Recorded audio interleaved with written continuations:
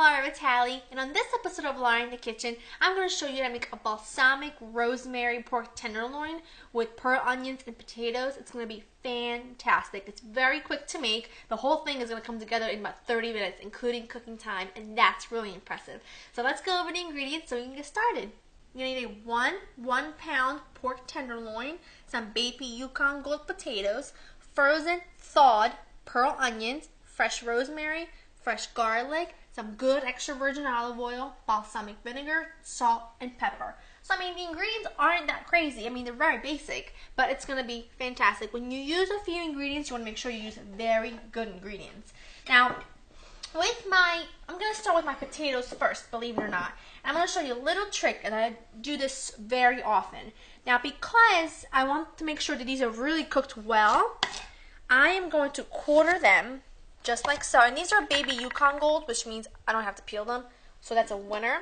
I'm going to quarter them, and then I am going to pop them in the microwave and cook them for about 8 to 10 minutes. You want them like kind of cook them all the way through, and then we're going to finish them in the oven with our pork tenderloin. And the reason I do that is because I want to ensure that the potato is really nicely cooked, because potatoes take a long time to cook, and there's nothing worse than an undercooked potato. So we're going to definitely avoid that. But you're probably wondering, why aren't you parboiling it first instead of putting it in the microwave? And you could do that. You could cook them in some boiling water and then drain them. But I do this is because when I cook them in the microwave, they get really dry on the outside. Therefore, when I coat them with really good olive oil and balsamic vinegar, they kind of like act like sponges and absorb it all up, and it's fantastic. So that's kind of what I'm shooting for, and that's why I do it in the microwave, because I've tested both methods, and this happens to be my favorite method. But you can always, like I said, boil them for about 10 minutes until they're cooked through, and then just dry them off and do it that way. But I'm just going to pop these in the microwave for about 10 minutes, and then I'll show you what we're going to do with our pork tenderloin. Now, with our pork tenderloin, we're going to make little slits and put pieces of garlic right in it. But I'm not going to put whole cloves, because it would definitely not cook in time, and it would be too overpowering of like a raw garlic taste. So I'm just putting slivers of garlic in there, and it's going to be so delicious. And I'm also going to put in rosemary. I'm going to stuff pieces of rosemary inside the little pockets that we're going to make. So just before you touch anything raw, get yourself a little assembly line. Get your rosemary ready. Get your garlic all chopped up into little slivers, really, or sliced, however you want to do this. And just set that aside. Now what I have here is a 1 piece, it's 1 pound pork tenderloin, and it's got a little bit of fat on it, not much, so I'm just going to trim the bigger pieces, but that's about it. Now with a small little paring knife, I'm going to make a little slit like that, and that's where I'm going to put in my piece of garlic and rosemary. And this is not only going to make sure the garlic doesn't burn, because if we were to roll it on the outside, when we go ahead and sear it, it'll burn the garlic and become bitter. But this is also going to make sure the inside is really well flavored. So just keep doing that, kind of all over the meat. Now I've stuffed my pork tenderloin with the garlic and rosemary. I washed my hands. Very important whenever you touch raw meat to wash your hands before you touch anything else.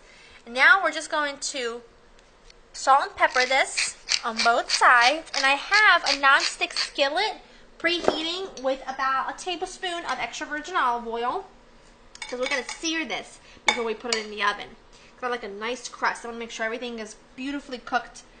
And the way to do that is to properly cook your pork tenderloin. And we're going to sear it and get a nice crust on the outside and finish cooking it through in the oven.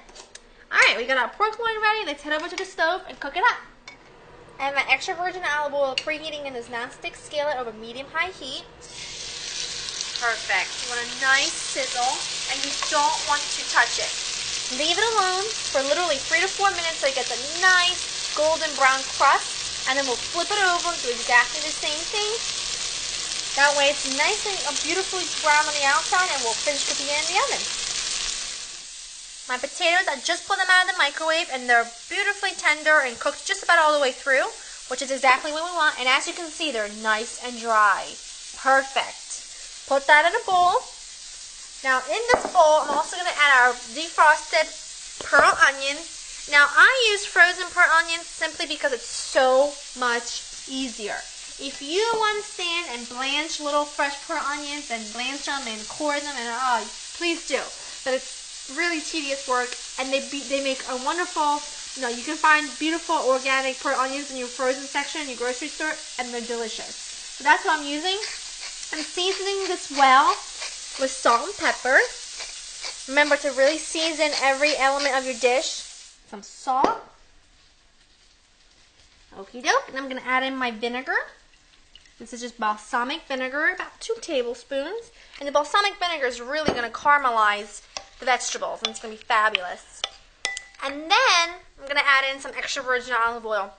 Now, a lot of you guys always ask me questions like, what kind of olive oil do you like to use? What kind of brand do you like to buy? Now, my friends at Oil to Go actually sent me this extra virgin olive oil, and it's fantastic. It smells delicious. It smells like olives. It really does. And it's wonderful. You can order it online, and they'll ship it to you. It's really like restaurant quality, fantastic olive oil. And I'll put the link down below, and you can definitely check it out, and I'm sure you won't regret it. It's definitely worth it. About a tablespoon or so, because it's so strong and because it's so delicious, you don't need a whole lot, which is great whenever you're working with good products. You don't have to drench them. And then our reserved rosemary. Alright, I'm going to set this aside, get my pork tenderloin, and put the whole thing together. Now I have a baking pan here. I'm lined it with aluminum foil. I'm just going to drizzle a touch of my extra virgin olive oil, and I'm going to put my seared pork tenderloin down, and my vegetables are going to go all around the side. Now this is such a great like one-pot wonder kind of meal, and with Easter right around the corner, a lot of people have big brunches and dinners with families, and I think that's wonderful. But a lot of people, they don't have big families. There's only going to be 3 or 4 of them. So, like for this year, it's going to be just my husband and I for Easter. So I'm definitely not going to make a giant leg of lamb or a 12-pound ham. So a recipe like this really does come in handy.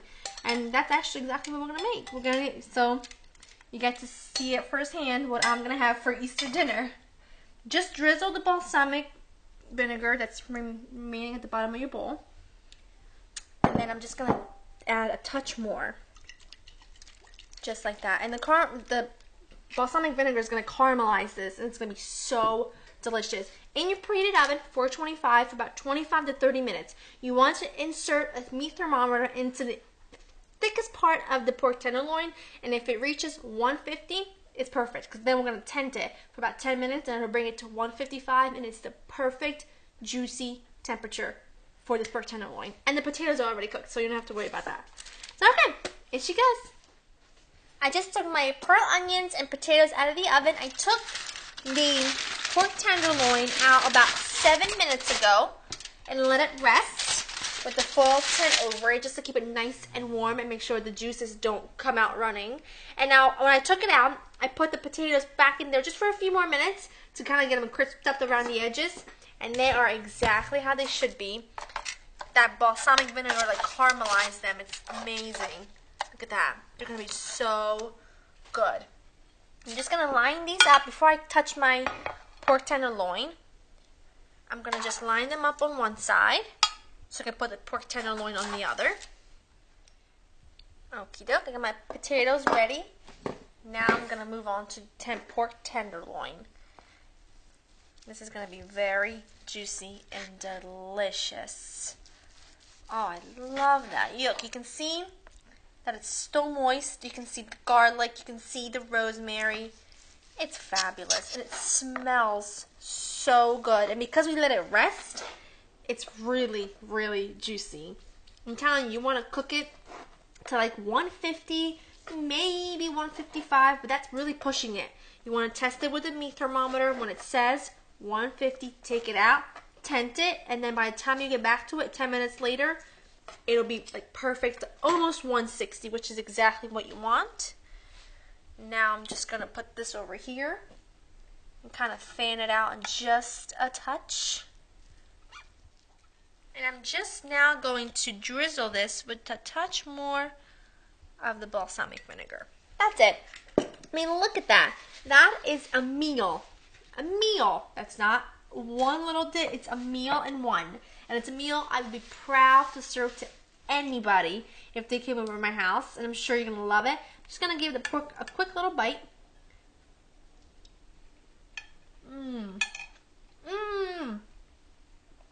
So good. I need a little pearl onion. Whoa. That balsamic vinegar literally caramelized the vegetables. It's unbelievable. With very good ingredients, you can have a restaurant quality dish right in your own kitchen. I hope you guys have enjoyed spending time with me. To get this recipe and other recipes, check out my website at www.laureninthekitchen.com, and I'll see you next time. Bye!